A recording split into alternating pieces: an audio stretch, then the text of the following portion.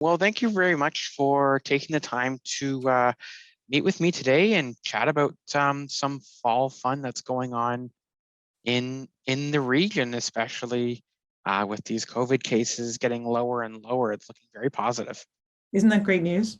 Yes, I'm so happy about that. And restrictions are just lifting as we speak. So another positive thing to look forward to, and it allows for more Halloween fun, if you will.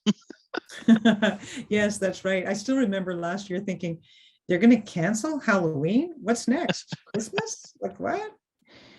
I know, and then we were under that stay-at-home order right around then, so that was an interesting time to say the least. So I'd just like to chat about what are some fun fall activities throughout the region that kids and parents can enjoy alike. Well, there are, I mean, quite a lot now because, as you know, capacity restrictions were eased as of midnight last night. So everybody's kind of getting up and running. But many of the things that we've had over past years are back. One would be, and you know, I'm a bit of a fraidy cat, so some of the things I would never participate in. Scream Park is on at Binghamton's, and I know from a few of the people that I work with that they look forward to it every year and they can't wait to see the new features that they offer at Scream Park. So that's going on now. It's been going on since the beginning of the month, but it's operating, today's the 25th, the 27th to the 31st, and closes down, of course, on Halloween night. Another scary one is Fear Farm at Schneider's Farm. They've got, if you buy a ticket to Fear Farm, you can go on a haunted hayride. You can do the haunted corn maze. I can't imagine anything worse than people jumping out at you in a corn maze when you're lost. An outdoor hillbilly hike and a haunted house, which is an indoor thing. So you don't have to do that if you don't feel comfortable doing it. But that's a great option. And, you know, they've got the campfires going at Schneider's Farm, which is a new thing that they started during COVID. Spirit season at Homer Watson House. You can get, and this I would do, you can have a medium give you a personal psychic reading at Homer Watson House. And then they have a ghost hunt, which you'd have to participate in to understand what exactly they do with that. They've got a morning at night at Castle Kilbride, which is learning how people mourned at the time of when the Livingstons owned Castle Kilbride. So that would be an interesting thing. And that's going on the 28th and 29th of October. Then two of my favorite movies will be showing. The Apollo Cinema is showing Beetlejuice on the night of the 30th, which is Saturday night. And then Sunday night, the original Princess is showing Rocky Horror. So it's the 36th showing of Rocky Horror at the original Princess. And it's showing the 27th through the 31st every night. And there's more than one showing per night. So check online and make sure you get a ticket.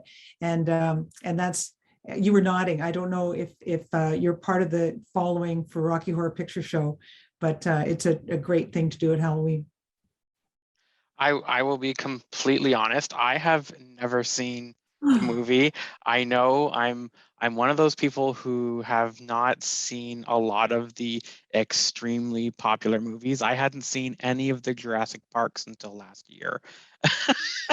Well, this could be your opportunity, Robert. And I can tell you that Rocky Horror is really something that shouldn't be missed. Tim Curry gives an absolutely brilliant performance, and it really is quite funny.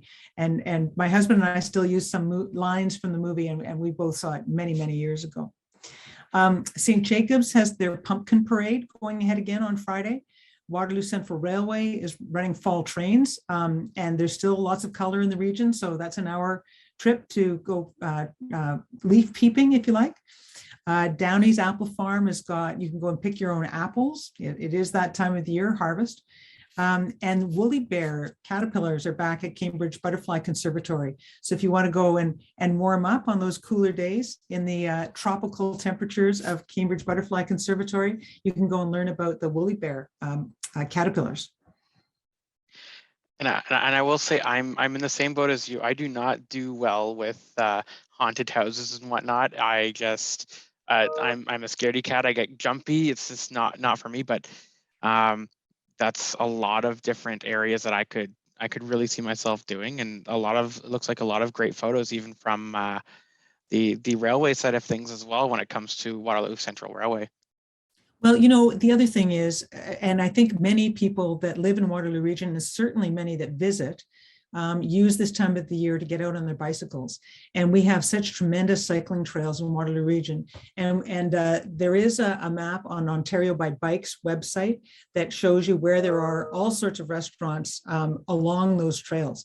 So, everywhere from the southern part of Cambridge right to the north end of Waterloo Region with the Kissing Bridge Trail. There's some great areas to cycle this time of the year. That's absolutely wonderful to hear. And so, from your perspective, how does this year look compared to last year? As you mentioned previous, we were looking at a lingering lockdown with possibility of Halloween being canceled, but this year the restrictions are being lifted. How does everything look? Is our spirits looking up, so to speak? Spirits, yes, absolutely. Things are looking up, and certainly there's more optimism in the community, I think, not just in the hospitality business, than there has been for quite a long time, because we haven't really seen restrictions being eased as much as they are now. And thanks to the Premier and the province for looking ahead into the spring and giving us an idea of what they think they see coming up after the Christmas season, given that things stay as positive as they are now. So, the only holdback for our hospitality industry now is not having enough staff. And so if you're out at a restaurant and you see that there's a section closed or service is a little bit slow, probably because they don't have enough servers. And everyone is desperately looking for more staff. We ran into this issue with not enough staff before COVID even started. It's just been exacerbated to a certain extent this year. So everyone's scrambling to try and manage. I mean, there's kind of a bittersweet, I always hate to see the end of patio season because I love being able to sit outside on a patio. But the good news for restaurateurs and bars is that as the patios close, it means that they've got more staff to serve inside, and now they have the capacity to serve people inside as well. So I think it's really positive. And we're, with the way things are looking for the spring, I think that bodes very well for festivals coming back in full force in 2022. I'm really looking forward to hopefully that March deadline, that we can get rid of the masks and slowly come back to a new normal sort of thing. I'm really looking forward to that. I hope. You'd actually be able to go to a bar and dance, maybe some live music. It's all looking very positive, Robert. I think we'll be back there. Yes, I hope so too. Well, thank you so much, really, Minto, for again chatting with me today about this. It's looking like a positive fall this year. I think so too. It's always a pleasure to talk to you, Robert, anytime. Thanks so much. Stay safe. You too. Bye. Bye.